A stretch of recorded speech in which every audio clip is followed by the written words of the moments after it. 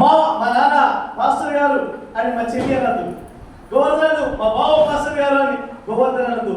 మనమందరము దేవుడి సన్నిధిలో ఒకరికి ఒకరు సమర్పణ కలిగి చూపించాలి.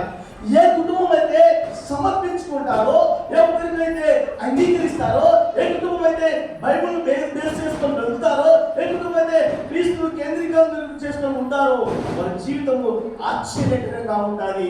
కాబట్టి మీరు ఏం చేయాలంటే దేవుడి సన్నిధిలో సమర్పించుకోవడం అవసరం. ఇంకో మాట చెప్తాను, ఈ stands for encourage each other. ఒకరిని ఒకరు ఎంకరేజ్ చేసుకోవాలి. మా చెల్లి భోజనం మనతో అందులో నాకు తెలియదు, బట్టలు ఉతుకుతుందో నాకు తెలియదు. నేను ఎప్పుడైనా వివాహం జరిగించే ముందు ఎన్నో వివాహాలు జరిగించాను. నేను కూడా మ్యారేజ్ ఇస్తాను, ఎన్నో వివాహాలు జరిగించాను.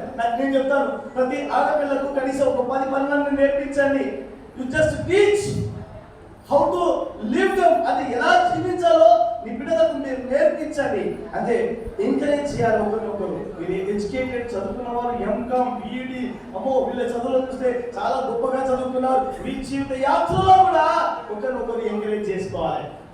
F stands for forgive each other. ప్రతి సమయంలో మీ జీవితంలో క్షమించే హృదయం ఉంటే మీ జీవితము దైవిక కుటుంబంగా మారిపోతారు. మీ జీవితం ఆనందభరితంగా మారిపోతారు. మీ బ్రతుకులో ఎన్నడూ చూడలేని ఆనందాన్ని చూస్తారు. అందుకోసమే దేవుడి వల్ల కట్టబడే గృహాన్ని కట్టబడినదిగా ఉండడానికి ఒకరినొకరు అంగీకరించండి. ఈ జీవితం బైబిల్ మీద ఆధారం చేసుకోండి, యేసుక్రీస్తును కేంద్రం మీద వేసుకోండి, ఒకరికొకరు సమర్పించుకోండి. అంతేకాదు ఒకరికొకరు ప్రోత్సహించుకోండి, ఒకరినొకరు క్షమించే తత్వం కలిగి ఉండండి.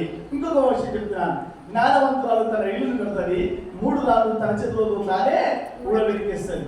ఏ సంజీవన నాకు చిన్నప్పటి నుండి వాళ్ళకి తెలుసు, మా మామయ్య స్వామి గారు కూడా నాకు చిన్నప్పటి నుండి వాళ్ళకి తెలుసు. కాబట్టి నేను ఒక మాట చెప్తున్నాను, మా జీవితంలో